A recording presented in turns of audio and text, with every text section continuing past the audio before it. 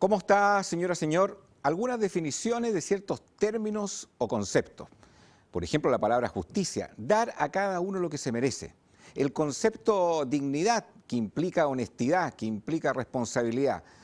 Precisamente estos dos términos, justicia y dignidad, es lo que mucha gente critica en el sistema actualmente previsional.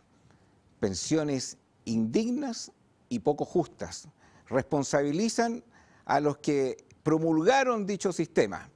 Hay otros, como contrapunto, que dicen destruir para construir algo nuevo es una nueva promesa que no necesariamente va a llevar a una justicia y a una dignidad de pensiones futuras.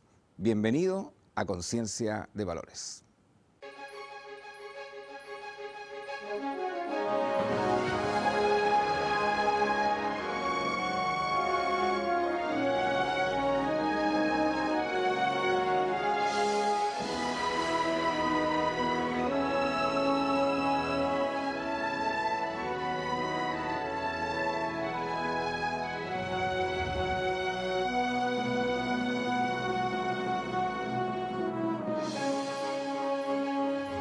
Conciencia de Valores. Como siempre, en cada programa sea protagonista a través de las redes sociales, Facebook, Twitter, o si lo prefiere, está más cerca de nosotros a través de WhatsApp. La pregunta que queremos hacer hoy en nuestro programa, ¿usted considera justa las pensiones que se pagan en Chile? Y si usted está pensionado, ¿qué le parece la pensión que usted recibe actualmente? Debata ahí a través de las redes sociales. Nos acompaña hoy en nuestro programa el secretario general del PRI, Eduardo Salas. Gracias por estar con nosotros. Hola, ¿cómo estás?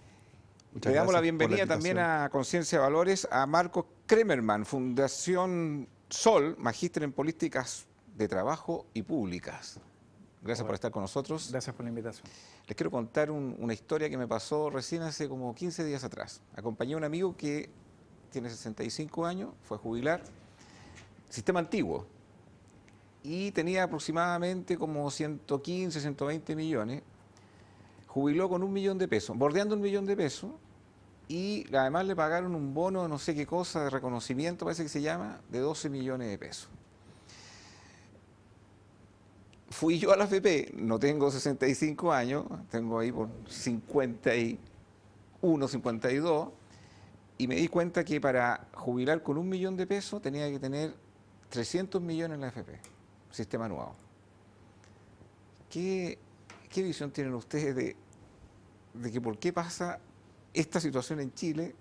Se suponía que íbamos a implementar un sistema de AFP que iba a mejorar las pensiones de los chilenos y ocurre todo lo contrario. Marco. Lo primero que hay que decir es que Chile tiene un tremendo problema, no tiene un sistema de seguridad social. Y yo creo que eso debería ser lo que estuviéramos todos discutiendo. Lo que son las AFP es un sistema de ahorro privado obligatorio, lo que en términos finales significa que cada uno se tiene que hacer cargo de su propia seguridad individual. Y cuando eso ocurre, y es algo que muy pocos países, no más de 10 en el mundo, tienen este sistema. Después podemos repasar en qué países se observa esa realidad. Perdón, ¿Sí? tú empleaste una frase que cada uno se hace responsable. Pero esto no es que cada uno se hace responsable porque lo impone el Estado. No, claro, pero es de seguridad individual porque lo que tú ahorras es lo que te va a permitir obtener como pensión al final de tus días, ¿cierto? El concepto de seguridad individual. No hay ayuda, ¿cierto?, entre las generaciones o entre las mismas cohortes, ¿no? Ese es el concepto de seguridad individual, que no es de seguridad social, que es una construcción histórica, ¿vale? Es decir, entre todos vamos generando un sistema para que las personas que están muy abajo puedan subir un poco y nadie quede en una situación de pobreza, vulnerabilidad a la hora de recibir una pensión. Ahora, en honor a la gente que nos está mirando en casa, cuando uno cambia un sistema previsional como políticas públicas, es porque quiere dar un avance, Exacto. Quiere mejorar, no quiere retroceder. Exacto. Aquí da la impresión que después de tantos años, no sé, más de 30 años que este tema está implementado en Chile, no es así. No es así, retrocedimos. Retrocedimos y eso pasa por lo siguiente. En el fondo, un sistema de seguridad social, como podría ser un sistema de reparto, donde hay distintas modalidades en el mundo, un sistema de reparto donde las pensiones se pagan con las cotizaciones que aportan los trabajadores activos.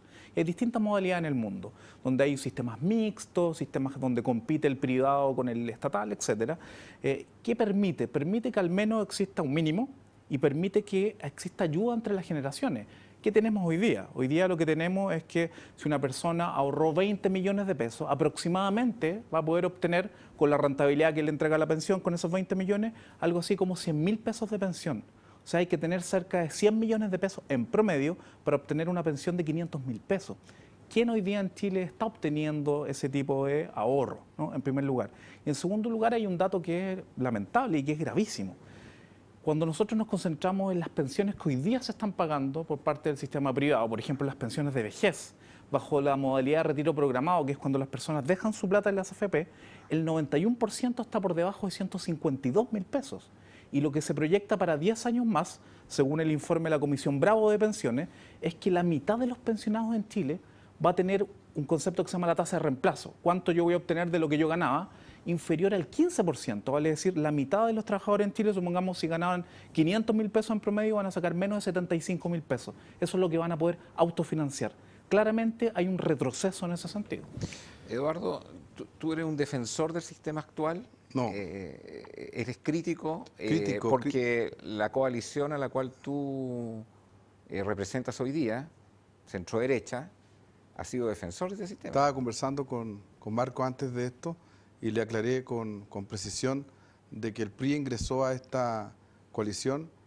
Hay temas en los que tenemos diferencias importantes. Este es uno de los temas en que tenemos diferencias. Y decíamos que la coalición es de centro más centro-derecha.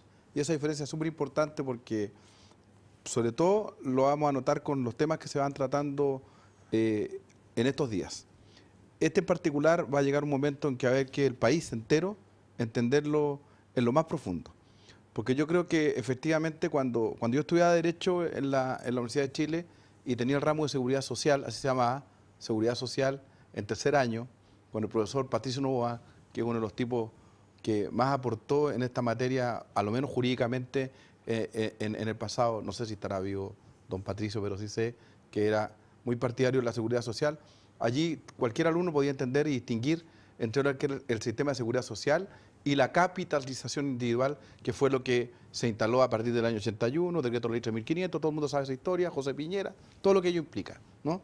Dictadura militar, modelo neoliberal, todos esos elementos estaban ahí en juego y en ese minuto uno podía distinguir. Ahora sí, yo creo que lo que uno puede, con el correr del tiempo, haber aprendido de todo esto, es que efectivamente hay una demonización de la seguridad social que fue muy negativa, muy y que afectó, digamos, el proceso, digamos, y hoy día tenemos el cuento de que tenemos, por ejemplo, una cuestión que se llama pilar solidario en el sistema actual y que hoy día creo que está 89.000 pesos. 89. O sea, ¿qué tiene de solidario eso, digamos? 89.000 pesos para el 60% de los chilenos. Entonces, cuestiones como esa son las que hay que corregir. Corregir el modelo neoliberal en lo que se ha aplicado mal, como ese, pero tampoco decir, mira, el sistema que existía era espectacular, porque tenía muchísimos defectos y profundos defectos. Había una cuestión socializante que era más bien ideológica. Yo creo que aquí el daño que se le hace a estos sistemas es cuando se ideologizan. Si se ideologiza para la izquierda, digamos, y para el tema socialista, se llega a un punto de que se hace no financiable, que terminan incluso con pensiones que son peores, donde el Estado no tiene cómo cumplir. ¿Qué sería para ti no financiable? ¿Una FP estatal, por ejemplo? No sé. ¿Volver al sistema antiguo?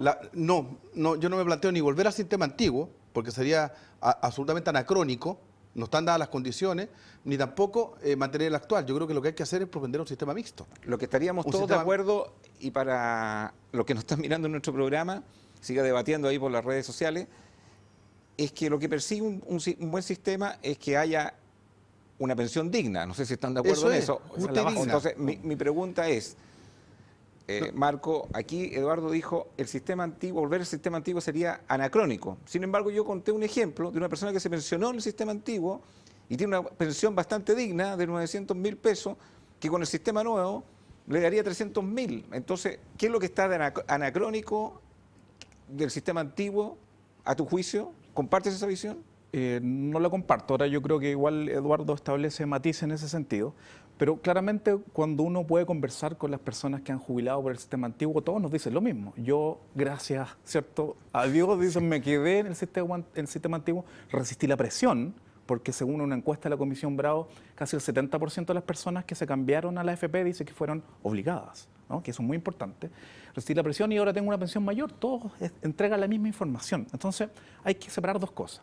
El sistema antiguo chileno tenía algunos problemas, y ese problema es que habían múltiples cajas, y esas cajas, ¿no?, diferenció a la población y no era una solidaridad completa y real, y generó que, dependiendo de la capacidad de presión de cada grupo de trabajadores, algunas cajas podían obtener más beneficios que otras, requisitos diferenciados, etc.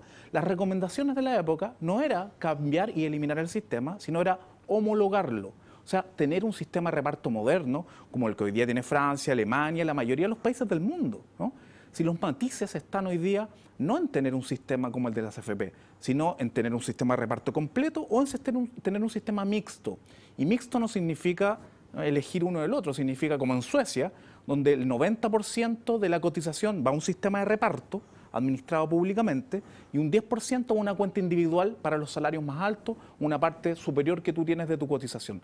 Bueno, pero ese está mismo cubierto sistema en Suecia total. se ha venido desfinanciando y han tenido que hacerle correcciones profundas porque si no la gente se está quedando sin pensión. Pero la parte privada. Mira, incluso yo podría decir, mira, el ejemplo que tuviste al partir, tienes razón tú, a cualquiera que le pregunte va a decir, era mejor esto que lo otro, y por eso tuvo la capacidad de optar, po. Ese tuvo la capacidad de optar porque se quedó en el sistema antiguo y aunque lo obligaran, se mantuvo. Pero lo que estaba ocurriendo en Chile es que había una cobertura muy amplia, muy grande, que no tenía pensión alguna, cero, porque no había cómo. Ese es el tema. Y en este sistema, que es penca, que no es conveniente, tiene una pensión muy baja, muy deplorable o muy indigna. Entonces había mucho. Entonces, por eso que el sistema, ¿por qué anacrónico? Porque si volviéramos al sistema antiguo, lo que ocurriría es que tendríamos una cobertura muy alta de gente que no tiene nada, cero. Y con algunos que tendrían determinadas cantidades. Ahora, el punto está en cómo lo haces ahora, cómo enfrentas el tema hoy día. Más que volver al pasado, y es como en todos los temas en Chile tienen que ver con esto.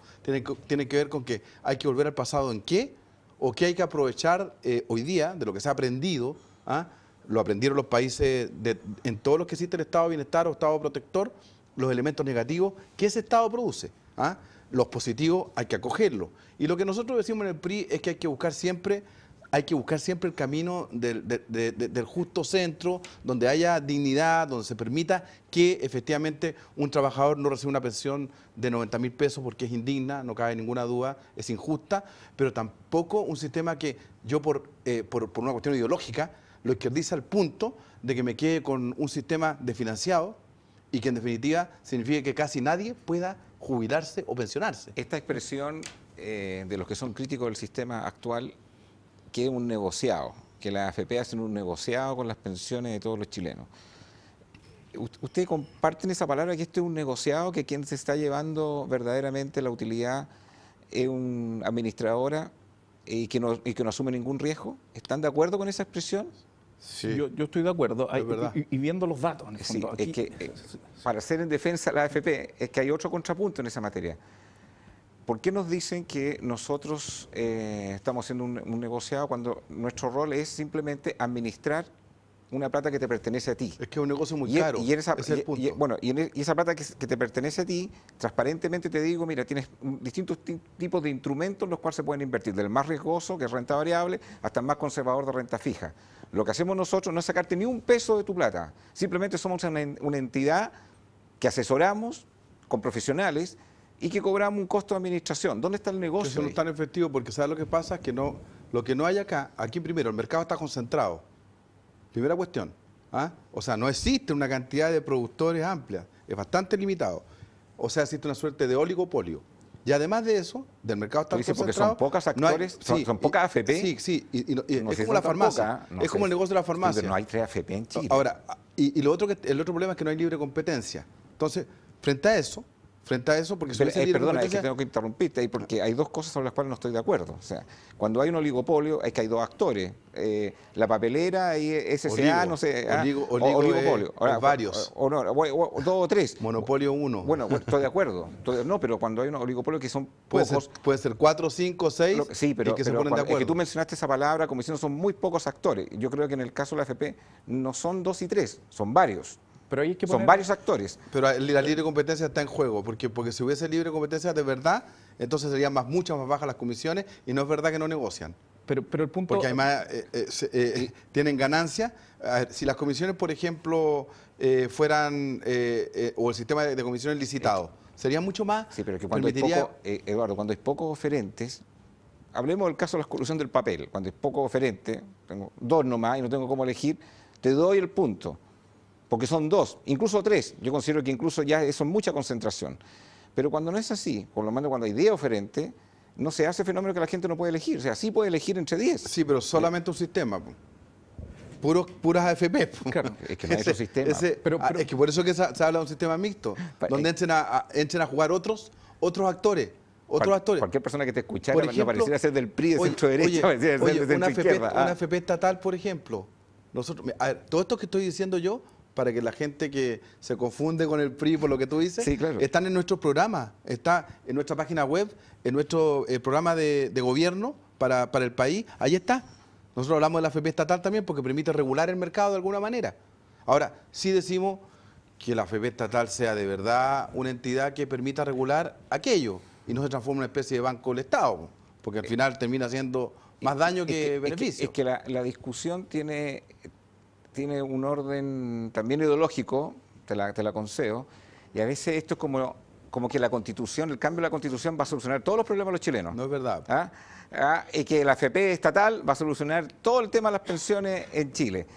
Y Marco, tu análisis al respecto de la crítica a este sistema actual, incluso para volver al anacrónico, como dice Eduardo, antiguo, ¿no podríamos terminar como en un país como Grecia, que terminó quebrando el Estado? Me lo contesta a la vuelta de la siguiente pausa comercial.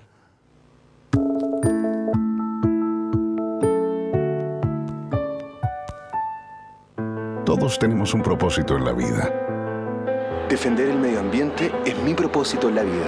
Los derechos de la mujer los defiendo porque es mi propósito en la vida. Mi propósito en la vida es que todos tengamos mejor salud y mejor educación. Y yo defiendo la vida como sea. Ese es mi propósito. Todos tenemos un propósito en la vida. No lo abortemos. Infórmate y opina sobre este tema en www.transformachile.cl. Un lugar maravilloso, rodeado de añosos paltos que dan vida a la más sabrosa comida chilena cocinada en hornos de barro. Platea al horno, chanchito leñador, empanadas, pasteles de choclos, mariscos y pescados. Los invito a nuestro restaurante Raúl Correa y Familia, ahora en Limache. Estamos entre Limache y Olmué, en la avenida Eastman, número 2224. Los espero junto a toda mi familia en este lindo y acogedor lugar. Dunamis Rent-A-Car. Si necesita arrendar un vehículo, no busque más. Visítenos en Avenida José Domingo Cañas, 742 Ñuñoa, Santiago, o haga sus reservas al teléfono 223-8409. Dunamis Rent-A-Car. Junto a usted, el mejor compañero de viaje. ¿Son justas las pensiones que se pagan actualmente, incluso la pensión que usted está recibiendo? Debata ahí por WhatsApp, debata por las redes sociales, Facebook, Twitter. Marco, quedó ahí la pelota botando en el área chica. Gracias. Esta visión de repente que como que la AFP estatal va a ser la solución, va a ser la panacea, y cuando se va hacia una ideología, como dice Eduardo, de centro izquierda, que el Estado es el que tiene que principalmente ser el actor de pensiones dignas, podemos terminar como en un país como Grecia, que quebró precisamente porque el Estado tenía que hacer carga de todos los jubilados, de todos los pensionados, y como que ese no es un debate que está en el ambiente. Sí, a ver, aquí hay mucho, en general, mucho mito.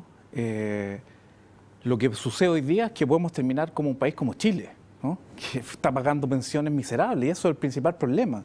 Y el otro es el concepto del uso de ideología, ¿no? Yo, en general, cuando uno estudia académicamente estos temas, es otra la discusión. El tema central es pagar buenas pensiones y de manera sostenible en el tiempo, ¿cierto? Uno no puede prometer pagar buenas pensiones y después en 20 años no lo puede hacer. Entonces, la pregunta que hay que hacerse es la siguiente. Grecia es un caso excepcional donde las razones son múltiples. No podemos, ¿cierto?, como acotar el problema a un asunto exclusivamente que tiene un sistema de pensiones de reparto.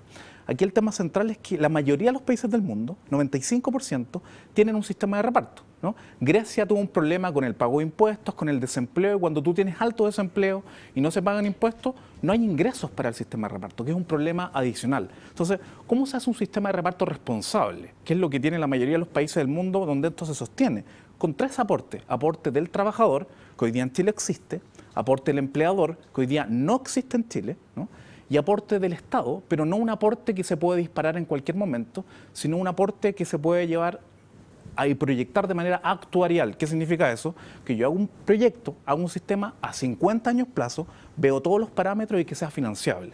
Por tanto, si yo hoy día aporto 4% del PIB para pensiones, no puede ser que en 10 años más aporte 7. Eso no puede ser. Una observación que me gustaría que me las pudieras aclarar. Sí.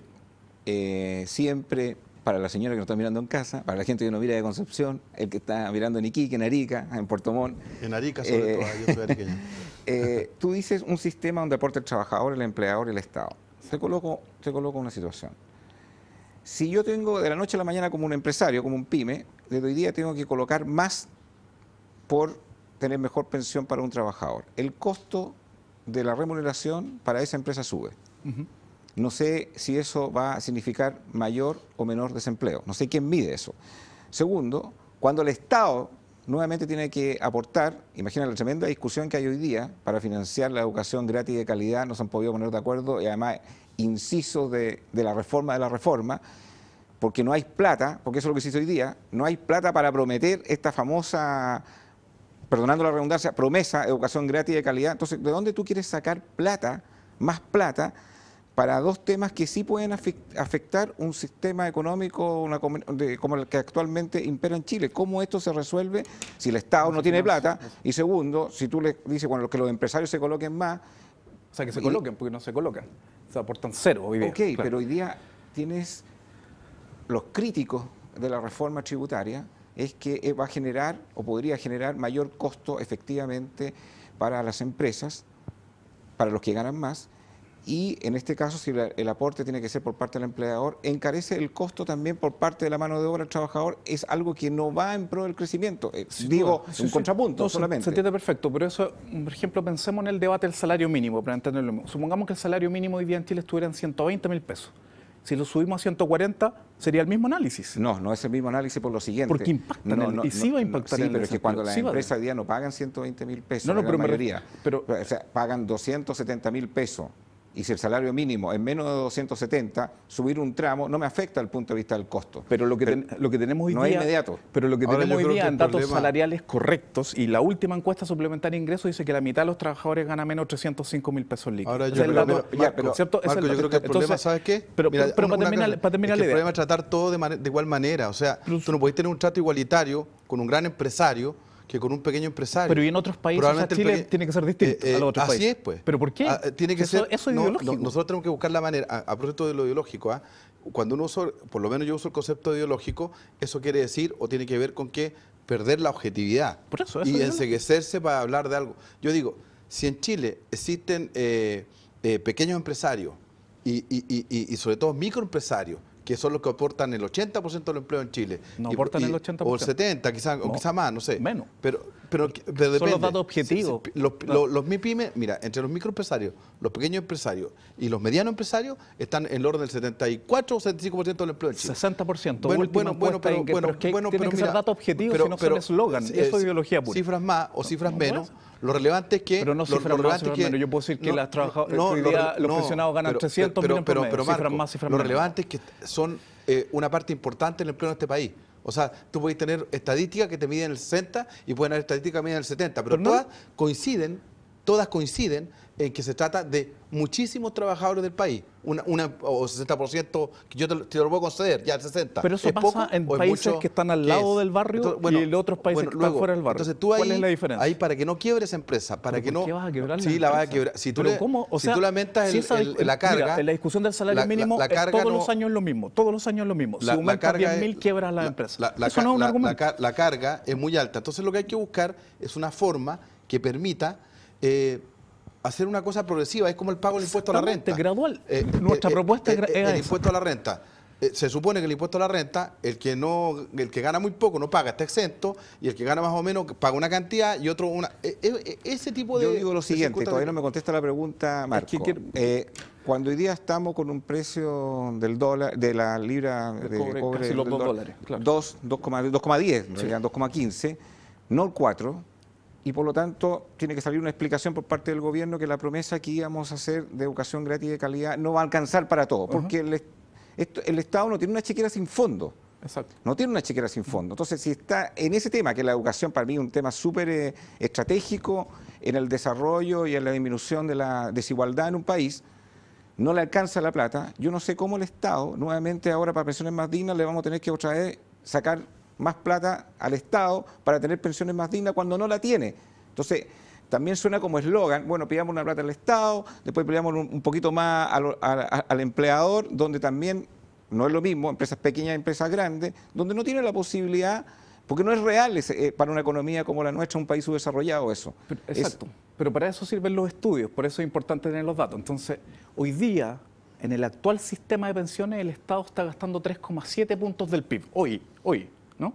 ¿Por qué? Porque tiene que subsidiar al sistema privado, porque las pensiones son tan bajas que tienen que pagar pensiones básicas solidarias y aportes previsionales solidarios y bonos de reconocimiento que son del sistema antiguo que se trasladan al nuevo. 3,7 puntos del PIB.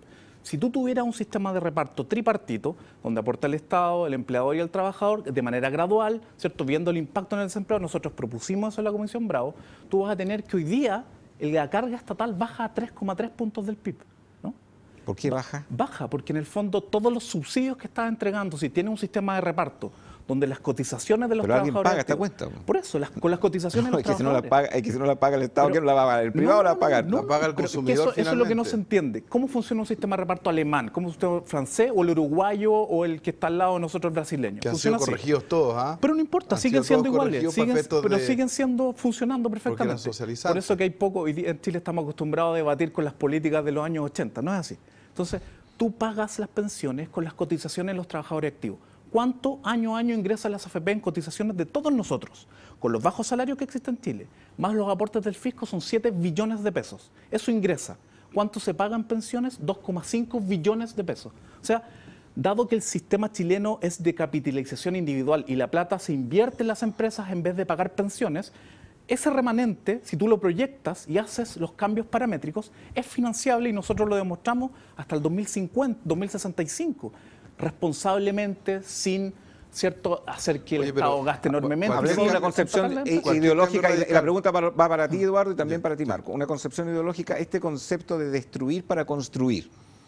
¿Por qué el sistema que tenemos actual sale mucho este concepto, este argumento de que no sirve y que hay que construir un sistema nuevo? ¿Por qué no se mejora el actual? ¿Por qué en vez de tener una comisión de administración que no sé cuánto será, el 1,9, el 1,8, el 1,7, lo que sea, 1,4 promedio, se baja a 0,8 y de esa manera lo que tengo hoy día es mucho más rentable? ¿Por qué no se perfecciona? ¿Por qué esto siempre de destruir todo para construir algo nuevo que vamos a medir en 20 años más o en 30 años más? Ahí es que nos equivocamos, parece que lo que habíamos dicho hace 30 años atrás, tuvimos que hacer no sé cuántas reformas o modificaciones porque las expectativas que teníamos que iba a funcionar no funcionó. Es una cosa ideológica lo que te estoy preguntando, pero ¿por qué siempre esto de destruir para construir? Porque no todo tiene que destruirse, solo una cosa pequeña. Hay cagada de hablar, pues, sabes que si no dejas de hablar, mejor me voy, me voy porque no dejas de hablar. Bueno. Mira, los cambios radicales, revolucionarios armados o golpes militares, normalmente lo que provocan, o lo que provocan un trastorno tan grande que terminan perjudicando a la sociedad. Aquí en Chile han habido cambios radicales. Lo hubo después del golpe militar. Y mira lo que aconteció, cuando hoy día tiene que revisarlo uno todo. El modelo neoliberal en general se instaló en distintas áreas, entre otros lo que estamos hablando ahora. los cambios radicales no son propios de la democracia. La democracia requiere cambios graduales. La democracia, y ahí hay un concepto ideológico, es gradual. No hay que desmantelar nada para volver a construir todo de nuevo. ¿Qué harías tú en este caso? Y de esa perspectiva, el concepto ideológico que sea positivo respecto a esto es entender que tienen que haber cambios graduales. Todo cambio radical puede provocar una distorsiones muy grandes. Imagínate tú que tú de la noche a la mañana le subes al Estado integras al Estado e integras al empleador en el sistema de pensiones. Si tú eso no logras regularlo, lo que va a producir, primero va a producir quiebras, probablemente lo que va a producir es desempleo. Y además, lo otro que va a producir un consumo más alto, donde además va a subir el producto, porque la gente que gasta más en producir un bien va a tener que cobrar más caro por ese. ¿Y quién paga eso? El ciudadano, pues si finalmente uno termina pagando. Entonces se produce un círculo vicioso, no virtuoso, que termina haciendo que la economía se descalabre, se desestabilice. Entonces por eso hay que buscar cambios graduales. Efectivamente hay que pensar, este sistema no es bueno, es injusto. O sea, no es justo ni es digno, y en eso pongámonos de acuerdo, que una persona salga con 89.000 pesos de jubilación. Eso es absolutamente, es una pobreza tremenda. Mi padre es pensionado y creo que su pensión es el orden de los 140.000 pesos. Y eso gracias a que es exonerado político. ¿Ah? Entonces, por lo tanto... ¿Qué tiene de bueno este sistema, a tu juicio? ¿Qué tiene de bueno este sistema? A ver, ¿qué tiene de bueno hoy día? ¿Qué tiene de bueno este sistema? Más que qué tiene de bueno, porque en una... o es todo malo. No. Es como el tema de que se está discutiendo hoy día la gratuidad universal en educación. Se demostró que la gratuidad universal era imposible. Era un ideologismo, una cosa absolutamente improbable. Y se demostró concretamente. El sistema hoy día de AFP, a tu juicio, ¿qué tiene de positivo? ¿Qué atributos, qué beneficios buenos tiene? Mira, yo creo que lo que tiene, en términos, para tratar de encontrarle algo que cuesta bastante, de positivo, es el hecho que en algún momento determinado de la historia se terminó con un sistema que iba a la quiebra absoluta. Y este otro se ha sostenido en la precariedad. Entre la nada y la precariedad, esto es precario. Eso es una cuestión, estoy hablando de comparativamente. No. Entre la nada, entre el ejemplo que tuviste de Grecia. La nada, porque esa es la nada. A ver, si tú me preguntas, compara Chile con Grecia, ¿qué es mejor? ¿Lo que ocurrió en Grecia, que quebró, a lo que pasa en Chile, que es precario? Yo digo, claro, no me conformo con eso, pero yo te haría al menos una comparación. Lo que pasa es que los que son críticos, los que son críticos a tu análisis podrían decir, igual que mi amigo, oye, no era nada. Yo me quedé en el antiguo, me presionaron, y menos mal que me quedé, y tengo una pensión de 900.000 pesos. ¿Y sabes por qué se quedó en el antiguo? ¿Sabes por qué se quedó en el antiguo y pudo optar? Porque él pudo optar, a él le convenía. Porque si hubiese sido al revés, o sea, todo aquel que optó se beneficia, pero es muy poco, es marginal. Es marginal ese dato que tuviste. Tu ejemplo es marginal. Tu ejemplo no hace estadística, no genera una idea general. ¿Tú tienes un dato estadístico distinto, que los que efectivamente se quedaron en el sistema antiguo no es como el caso de mi amigo, que es marginal, o era tan malo también como el nuevo? No, la mayoría de los que se quedaron en el sistema antiguo están mucho mejor que en el actual. Pero son marginales, pues. O sea, se quedaron pocos porque fueron de cantidad. Él dice que se quedaron pocas personas, pudieron quedarse, porque efectivamente hubo una presión tan grande que la mayoría tuvo que cambiarse a la FP, ¿no? Y en eso coincidimos. Marco, los que se quedaron en el sistema antiguo, hoy día tienen pensiones, a tu juicio, dignas. Hablemos del sistema antiguo, no el nuevo. Sí. ¿Te parece que ellos tienen pensiones dignas?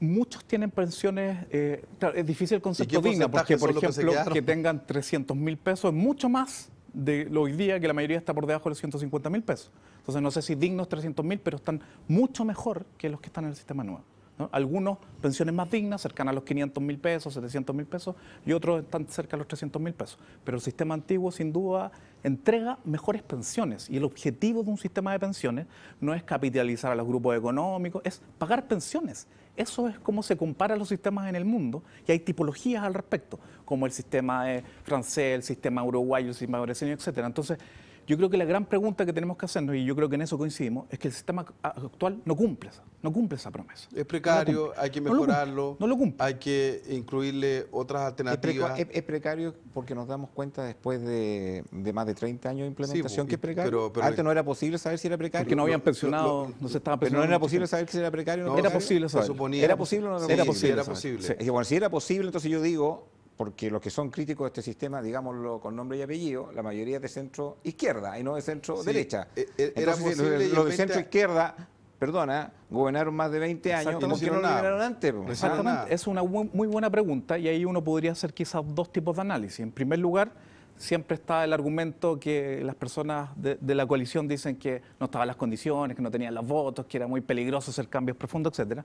Pero también hay un convencimiento de parte de muchos políticos vinculados a estos partidos de que este sistema podría ser bueno. Y ojo, cuando uno revisa el listado de directores, personas que están inscritos para ser directores de la AFP, nosotros lo hicimos en el registro de la Superintendencia de Pensiones, hay personas, exministros, subsecretarios del PPD, del Partido Socialista, de la Democracia Cristiana, obviamente de la UDI y Renovación Nacional. Entonces, aquí hay un tema que es un poquito mayor, ¿cierto? La actual ministra del Trabajo nada más. Exactamente. Era directora de Provida. Era directora de Provida. O sea, lo que aconteció en 20 años es que efectivamente administraron un mismo modelo y no hubo cambios ni correcciones en esa materia. Y allí nosotros tenemos un punto con la derecha, se lo hemos dicho abiertamente. Ustedes tampoco hicieron nada. Entonces, por lo tanto, aquí hay una deuda con el país. Es que es distinto hacer algo en 4 años que hacer algo en más de 20. Ahora, lo que está ocurriendo es que en estos 20 años, que pudo haber ocurrido porque aquí hubo un tránsito negativo respecto de estos temas. Y aquí, ahora, hoy día se está discutiendo, se está debatiendo. Nosotros este es uno de los temas que discutimos harto, así como discutimos el tema de la Constitución o el tema de la educación, este tema de los trabajadores en general y de las pensiones es un tema que se abrió completamente. Y yo tengo la impresión de que lo que va a haber es una fórmula, con lo aprendido, que permita generar consenso y que mejore esto, que sea más digno.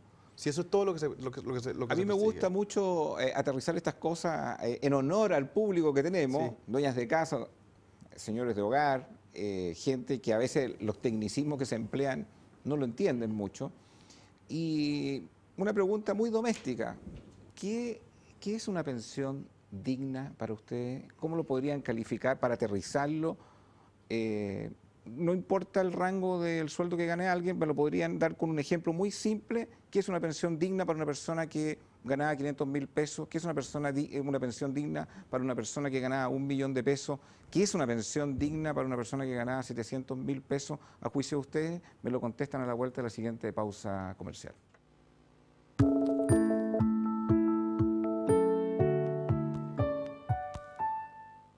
Todos tenemos un propósito en la vida. Defender el medio ambiente es mi propósito en la vida. Los derechos de la mujer los defiendo porque es mi propósito en la vida. Mi propósito en la vida es que todos tengamos mejor salud y mejor educación. Y yo defiendo la vida como sea. Ese es mi propósito. Todos tenemos un propósito en la vida. No lo abortemos. Infórmate y opina sobre este tema en www.transformachile.cl.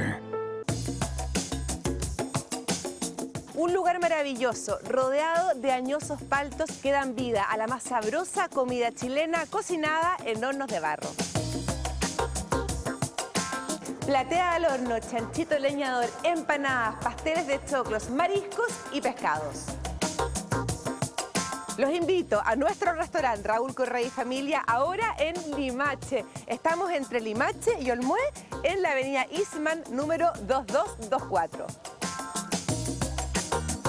Los espero junto a toda mi familia en este lindo y acogedor lugar.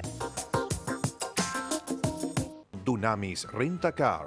Si necesita arrendar un vehículo, no busque más. Visítenos en Avenida José Domingo Cañas, 742 Ñuñoa, Santiago, o haga sus reservas al teléfono 223-8409.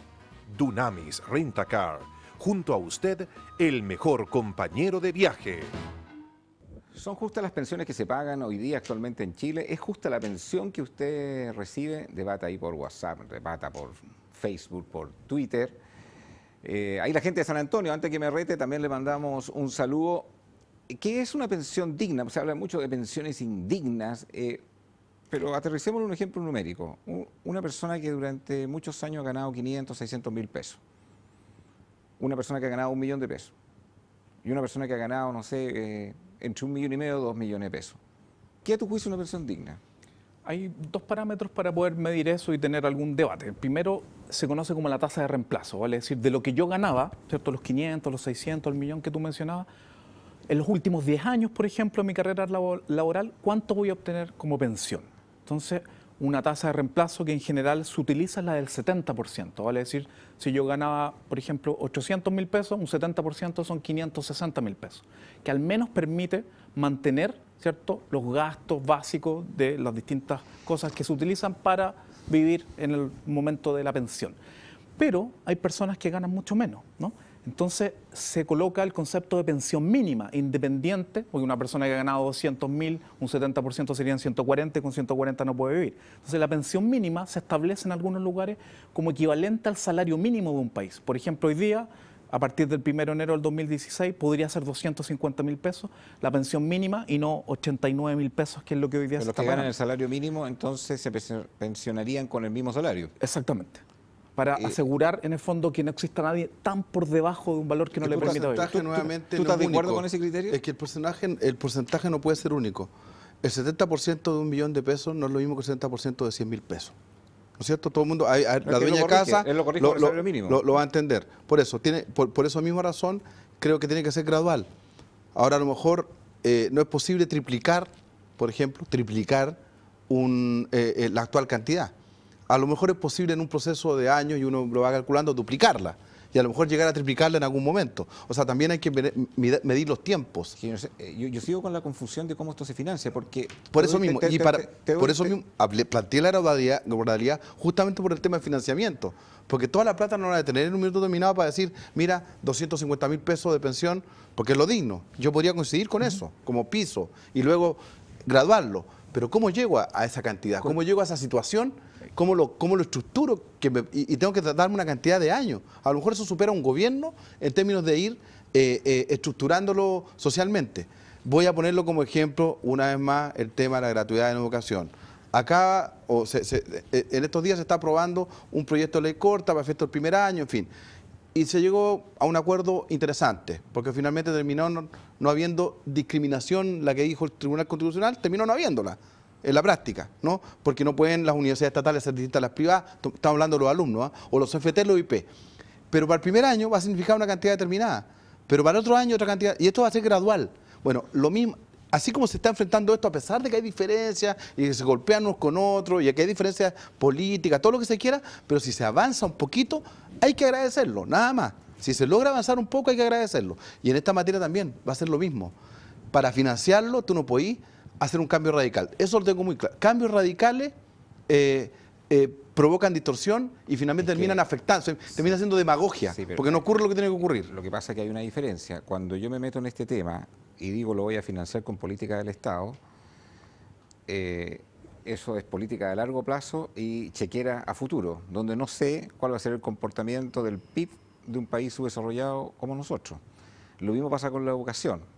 No estoy en contra, pero digo, cuando se apuesta a futuro y se hace una promesa, que me parece interesante que los que tengan un sueldo mínimo reciban la misma pensión en caso de jubilarse, pero cuando después tengo que darle unas malas noticias, lo que habíamos proyectado de que efectivamente podíamos dar esas pensiones, no vamos a poder cumplirlo. Después de 30 o 40 años en un país como el nuestro. Puede acontecer. Entonces no sé si es una solución concreta. Y la segunda observación que te hago es que tú dices, bueno, tomemos los últimos 10 años y por lo menos tener el 70%, si yo ganaba 1 millón de pesos, por lo menos ganarse 700.000 pesos. Pero eso puede ser perverso, porque en el fondo yo me impongo por lo mínimo y los últimos 10 años que me queden, me autoimpongo, digamos, mucho más para tener un promedio mayor. Entonces yo creo que eso también genera trampa. Es que depende de cómo se diseña el sistema globalmente. Por eso que en distintos países hay incentivos, hay cumplir mínimos de cotizaciones, hay una distinta estructuración que se hace de los sistemas. Pero ahí yo le pediría a los partidos políticos, como está Eduardo, representante, que por favor pongan estudios sobre la mesa. Si en el fondo, si decimos esto ideológico, esto no, pero sin datos concretos, porque lo que nosotros establecemos es una propuesta que cualquier persona la puede bajar de la página web de la Fundación Sol, mirarle y decir, a ver, esto me convence, esto no, esto está demostrado y discutir democráticamente. Yo no discuto lo de los datos concretos porque obviamente uno construye una política o una ley o lo que fuera sobre la realidad, no sobre... Exacto, pero ahora luego teniendo esos datos concretos, tú tienes una intención. Porque si no, entonces, por lo tanto, déjale esto a los técnicos y que lo resuelvan. El dato técnico, uno cumple una función política como técnico. El dato técnico es mirar la realidad. Luego de mirar la realidad, tenés que saber qué intención tenés y cómo lo hace. Y ahí el problema está, por ejemplo, yo decía, el 70% puede ser en algunos rangos, pero a lo mejor, como bien decía acá, el que tiene 1 millón a lo mejor es el 50%. ¿Por qué el 70%? ¿Por qué no lo bajo? Pero para no producir la perversidad, para eliminar esa posibilidad de perversidad. Para ganar 1 millón de pesos de pensión, tú tienes que tener 300 millones ahorrados. Claro. Como 220, 230. Bueno, por ahí anda la relación. Yo no recuerdo que cuando entré en el mundo laboral en el año 1987, esa haya sido la promesa. Yo creo que la promesa fue mucho mejor. Y claramente yo me queda la sensación de repente que esto podría transformarse efectivamente en una línea fina entre lo que es racional y lo que es el populismo. Porque es fácil prometer, para pensiones dignas, por lo menos los que ganan sobre cierto nivel mínimo de salario mínimo van a ganar por lo menos el salario mínimo. Y nos parece que el 70% es viable y cambiamos un sistema por otro. Entonces, no sé hasta qué punto eso en un país como el nuestro es racional o no. Yo voy a decir algo impopular. Pero un poco para poder conversar, porque tú me decías que... Está bien. Te lo concedo. En el fondo, para que no sea populista hay que demostrarlo, ¿cierto? Porque uno a veces vemos los políticos, yo prometo esto, por ejemplo, el sistema FP es populista, tenía una promesa y no se cumplió, eso es populismo y demagogia. El sistema anterior actual también era populista, pero es que estaba quebrándose. Pero insisto, los estudios de Juan Pablo Orellano, demócrata cristiano, académicos de su momento, decían no había que eliminar el sistema, sino homologar las cajas, que es la misma propuesta de nosotros. Entonces eso hay que ponerlo sobre la mesa para no decir cosas al voleo. Entonces, el tema central es poner ideas y demostrarlo. Nosotros hicimos eso y no decimos que el Estado pague esto y ahí ve cómo se le arregla, sino con números. Uno dice, hoy día el Estado paga 3,7 puntos del PIB en pensiones. ¿Cuánto pagan en promedio los países de la OCDE? 8. Entonces, nosotros proponemos lo siguiente, que el Estado en 50 años más aumente solo 2 puntos del PIB en el pago de pensiones, en 50 años más. O sea, muy gradual, muy progresivo y te permite financiar este tipo de pensiones porque las cotizaciones que ingresan cada año es un monto enorme de dinero, 7 billones de pesos, pero esos datos no se muestran. Cuando alguien te escucha, Marco, cuando alguien te escucha eso me parece súper racional, me parece súper lógico, incluso para la gente que nos está mirando en casa. El punto es, ¿por qué la discusión es hoy, al 2015, y no fue una discusión en los gobiernos anteriores del 2000, de la década del 2000. Debería haber sido el 2000. Mira, nada más decir que aquí hay la responsabilidad es común. O sea, todos tienen algo que decir en esto. Y no se asumió, como muchas otras cosas, porque aquí en este programa deben haber tratado estos temas con la misma circunstancia. Parece que hay un factor común. Hay cosas que deberían haber venido trabajando desde los 90 en adelante, porque antes de los 90 había una dictadura que hacía lo que quería. Por lo tanto, ahí nadie podía decir, oye, mira, esta boca es mía, porque además era complejo, ¿no? Entonces, por lo tanto, luego cambió. Y yo voy a ser impopular en algunas cosas que voy a decir ahora. Por ejemplo, hay que financiarlo, ¿no es cierto? Entonces, bueno, y la esperanza debía nacer de los chilenos, que cuando se creó el sistema, tú corrígeme la cifra porque eres experto en cifras. Entonces, tú me puedes decir, cuando se empezó el sistema, probablemente la esperanza debía nacer en Chile era de, no sé, pues 68, 70 años, y hoy día es de 80. O sea, son 10 años de diferencia. Y ocurre que se sigue manteniendo la misma edad de jubilación. Entonces, por lo tanto, a lo mejor para conseguir más plata se requiere aumentar la brecha de jubilación. Impopular. Van a decir, no, mira, los viejitos ya trabajaron mucho, en fin. Pero hoy día la esperanza de vida al nacer aumentó, ostensiblemente. Lo otro, la diferencia entre hombre y mujer. Quiero volver a un punto antes. Es por decir cómo se financia. No, en relación al rol. ¿Cómo se financia? No, en relación al rol de un parlamento. ¿Por qué algo que era tan claro no se hizo 15 años atrás? Te hago una pregunta a ti. ¿Hasta qué punto, como pasa en todas las cosas en este país, los empresarios que tienen intereses también propios en la FP son parte del financiamiento de la política y de alguna manera también genera un freno para que estas cosas no se legislen? No cabe duda. Y eso permitió, sobre todo porque no fuera transparente. No porque no se financiara la política, porque la política hay que financiarla como cualquier otra actividad humana. Si el punto era cómo se financiaba la política, o cómo se ha financiado la política. Cuando fue la transición, porque antes en la época de... ¿Pero tú ves un factor de esto en el caso de la FP? Sí, en la época de la dictadura, la política la financiaban también los empresarios, los grandes grupos económicos financiaban al Estado o a los que gobernaban. Luego vinieron los partidos políticos. Y la transición, entre otras cosas, también significó financiar la política, o sea, a los parlamentarios, a los candidatos, a los partidos. a los que actúan por los partidos. Yo he sido de partido toda mi vida, de los 16 años, 17 años, por lo tanto militante. Y la política tiene un costo. El problema está en cómo se hacía. Y ahí parece que se hizo vista gorda. No se asumió. No se dijo esto hay que regularlo. Mira, los empresarios pueden poner plata en la política, pero por supuesto, pongan plata en un fondo que luego se distribuye de acuerdo y el Estado tiene que hacerlo también. O sea, de tal manera, pero que se supiera, que fuera transparente. No fue transparente, entonces, ¿qué pasaba? No, o sea, en honor al tema, no que tú ves que efectivamente no hubo voluntad política de cambiar este sistema. 10 años atrás nomás, cuando se sabía que muchos de estos datos estaban, no hubo voluntad política en el Parlamento, porque habían intereses creados también por parte de los que son dueños de esta AFP y que financiaban los partidos políticos. ¿Tú tienes esa percepción? Yo absolutamente. Es más, tú hablaste de los directores. La mayoría de los directores de estas entidades eran de la concertación. La mayoría de los directores de estas entidades, que son las AFP, ¿cómo iban a votar en el Congreso? ¿Tú estás de acuerdo con eso? Que claro. O sea, yo lo decía al comienzo, nosotros hicimos el estudio de los directores, exactamente cuántos habían sido exministros, y eran demócratas cristianos, socialistas, PPD, UDI, Renovación Nacional.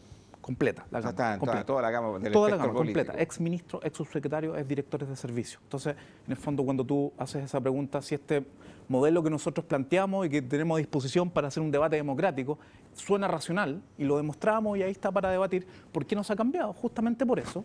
Y ahí uno debe remitirse a la historia. La presidenta Bachelet creó una comisión en el año 2006, que fue la primera comisión para reformular las pensiones. ¿Cuál fue la conclusión? Las AFP en general funcionan bien, pero hagamos un pilar solidario, pero no toquemos a la AFP.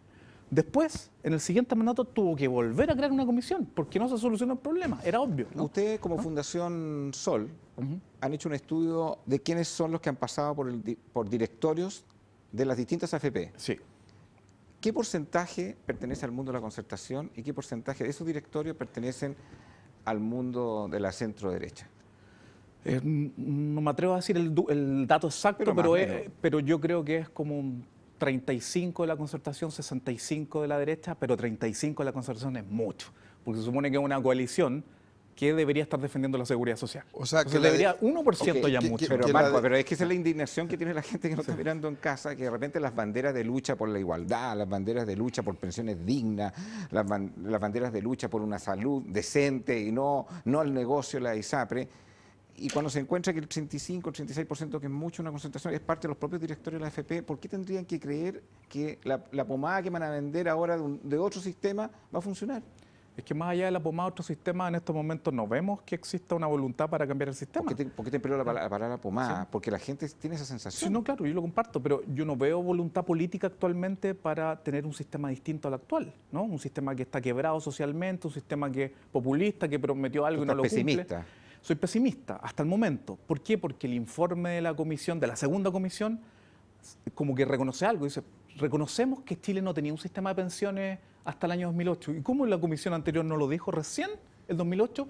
Todas las personas que conocen este sistema reconocemos que Chile no tenía un sistema de pensiones, solo un sistema privado de capitalización individual, ¿no? Entonces, a mí me genera eso pesimismo. Y por otro lado, se dice que entre los expertos de la comisión primó la idea de mantener la AFP cuando la mitad dice que hay que cambiarlo parcialmente, sistema mixto, o totalmente, que es una de las expertas. ¿Qué es lo bueno que tiene este sistema actual? ¿Qué cosas buenas tú le consideras a este sistema actual? No tiene nada de bueno. Para mí no tiene nada de bueno, no porque por un tema así, porque sí. Hay que destruir todo. Yo no creo que haya que destruir. ¿No? Yo creo que un concepto. Primero, como tú bien decías, aquí se destruyó en el año 80 el sistema de seguridad social chileno con todos los ripios que tenía. Había que mejorarlo, cambiarlo, pero se destruyó sin debate, ¿no? Entonces, en un tema democrático, yo tengo una opinión, Eduardo tiene la suya. Las dictaduras y las revoluciones hacen eso, destruyen todo. Yo creo que la dictadura fue una revolución, ¿no? Fue la revolución neoliberal, ¿no? Así es. Es la que se conoce. Entonces, en Venezuela Chávez destruyó casi todo. En igualdad de condiciones. Eso es. Aquí hay una propuesta de la Fundación Sol, el PRI tiene su propuesta, la gente tendrá su propuesta, pero debatamos de verdad alguna vez. No porque yo tengo el negocio de la AFP no podemos tocarla, no porque en realidad son directores de la AFP, miembros de los partidos políticos, no se puede decir nada, no porque un estupendo negocio lo dejamos ahí. Yo al menos que tengamos... Yo pediría que revisara un poco las cifras de los directores. Para los últimos minutos que nos quedan de programa, si hay un dato que yo creo que van a coincidir ustedes, es que la expectativa de vida del chileno ha aumentado. Sí. O sea, Y por lo tanto algunos dicen, lo que antes calificábamos de jubilar a los 65, vamos a tener que aumentar a 70, porque la expectativa de vida se ha alargado. Algunos consideran que eso es otra trampa más, porque es otra, por eso he hablado de las pomadas, porque cuando a mí me cambié a este sistema o me adherí a este sistema porque no pertenecía al antiguo y me dijeron que me podía jubilar con tanto monto y además a los 65 y que ya cuando estoy llegando propia edad me vengan a decir ahora que no va a ser a los 70, ¿qué análisis valórico hacen ustedes de eso? Bueno, yo ya lo dije hace un rato atrás, es impopular. Contigo, por ejemplo, que te sentirías muy mal. Conmigo mismo, incluso... ¿Qué es lo que es impopular? Es impopular llegar y decirle a la gente, ¿sabe qué? Son 5 años más de trabajo. ¿Es impopular, pero que hay que hacerlo? Yo creo que hay que hacerlo. O sea, hay que tomar la decisión. Hay que tomar la decisión también gradualmente, también ir incorporando, o sea, no una cosa... Si todo, para no provocar una gran distorsión. Es que no es una cosa que es impopular, sí, es una cosa que da la sensación... Porque aumentó la expectativa de vida. Es tan simple como eso. Porque te digo que una cosa que es impopular... Y lo otro, la diferencia entre hombres y mujeres. Una cosa que es impopular es una filosofía y otra cosa... Hoy día tiene sentido distinguir entre hombres y mujeres, por ejemplo, hoy día.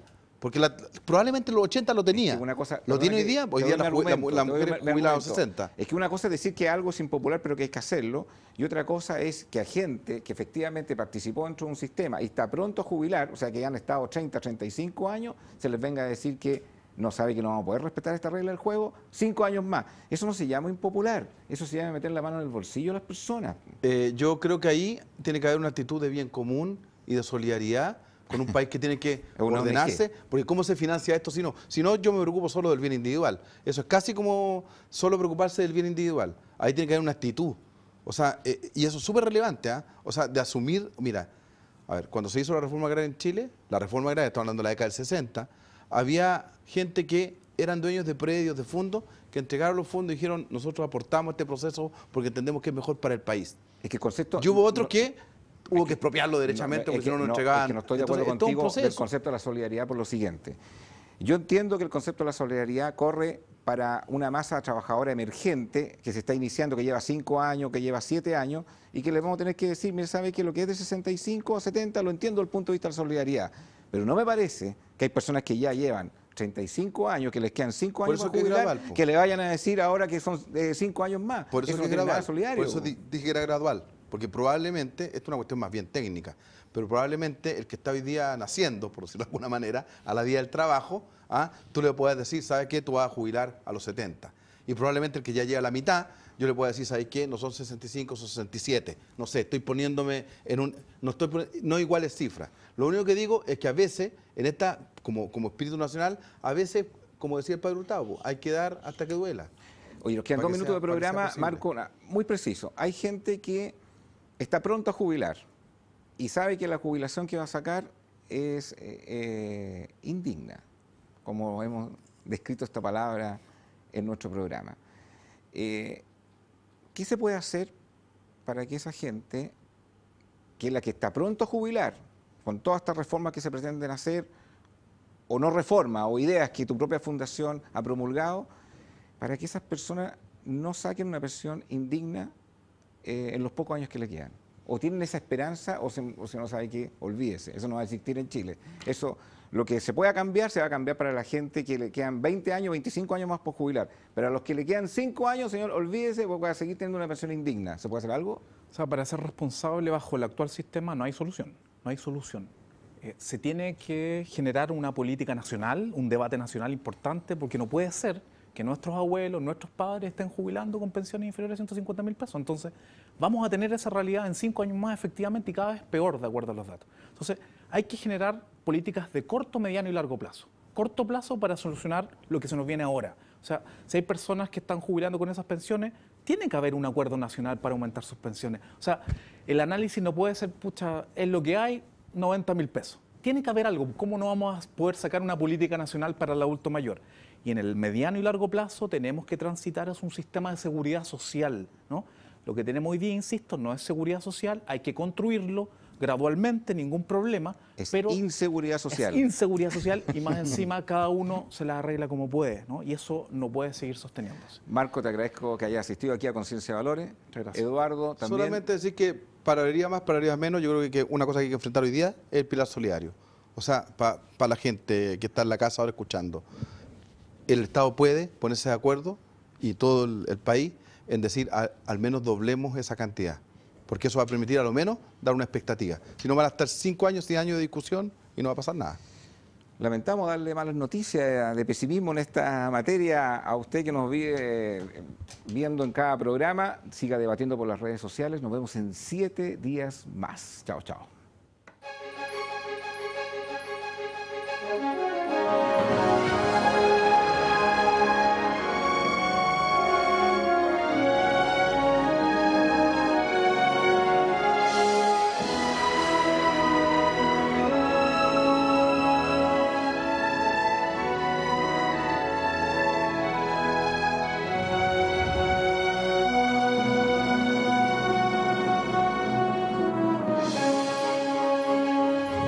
Conciencia de Valores.